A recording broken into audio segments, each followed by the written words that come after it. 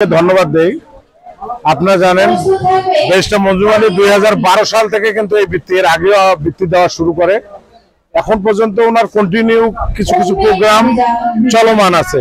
হ্যাঁ, যেমন অসহায় যে বাচ্চাগুলা মানে বাবা মা মানে এক কথায় টাকা পয়সা নাই, প্রায় 30-35টা বাচ্চাকে প্রতি মাসে তাদের একটা খরচ ব্যয় করে। মেডিকেল স্টুডেন্ট, অন্য সব ধরনের, এই বিশেষ করে শিক্ষা খাতে ব্যারিস্টার মঞ্জুর আলী যে এই আসনে যে ধরনের প্রোগ্রাম গুলো করতেছে, এর আগে অন্য কেউ এই ধরনের প্রোগ্রাম হাতে নেয়নি।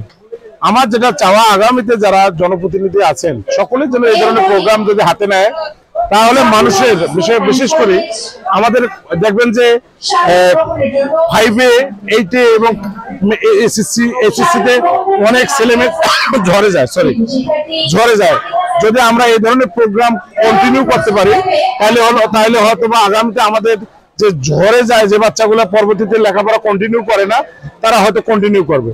তাই আমার চাওয়া, যারা এই সারা বাংলাদেশের যারা সম্পদশালী আছেন, তারা এই শিক্ষা খাতটাকে যাতে ব্যবসায় পরিণত না করে, যাতে এটাকে আমরা শিক্ষা হিসেবে সকলে ধারণ করি, তাইলে আমাদের এই শিক্ষা খাত এগিয়ে যাবে। এটাই আমার চাওয়া।